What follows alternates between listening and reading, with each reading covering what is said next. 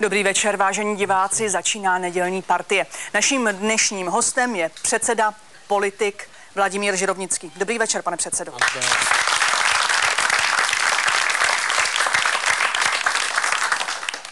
Pane předsedo, jaký právě teď řešíte nejpalčivější problém? Máme málo vosku.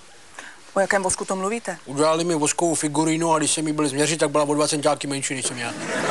No, pane předsedo... Dotace na vosk, zákaz výroby vosku, snížení kvót na dovoz vosku z Evropské unie. Aha, nechme prosím vosky. Já myslím, že diváky naše zajímají jiné problémy. A to například aféra kolem financování vaší strany. Jste připraven se zodpovídat? Jistě. Jste připraven jít k soudu a vypovídat pravdu? Co je toho, ty? Mě to zajímá, protože jsme tady v debatě, vy jste sem přišel, abyste řekl vaše názory, proto mě to zajímá. Tě říkám. Já vás poprosím o trochu korektnosti, pane předsedo. Pojďme na další divácké téma. Naše diváky by zajímaly okolnosti vaší korupční aféry. Co to je? Co to je korupční aféra? No.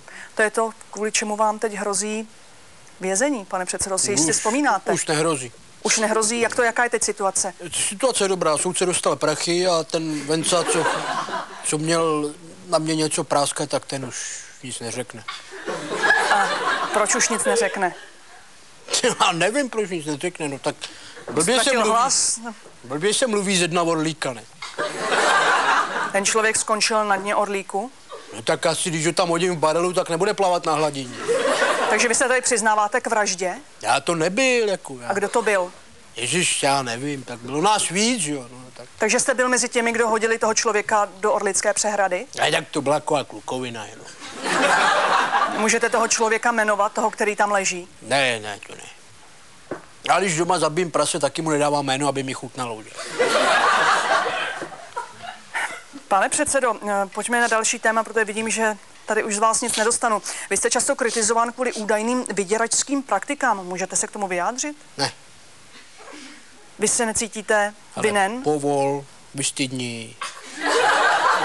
Pane předsedo, já vás poprosím opět o trochu korektnosti. Vy jste mi teď malinko připomněl... Já ti ukážu, jakou korektností smahnu, že ti schoří límec tady. Vy jste mi teď připomněl teorii jednoho vašeho spolustraníka, který tvrdí, že v politice jsou buď strašní zloději nebo děsní idioti. Souhlasíte s tím? Ne, já jsem v životě nic neukradl.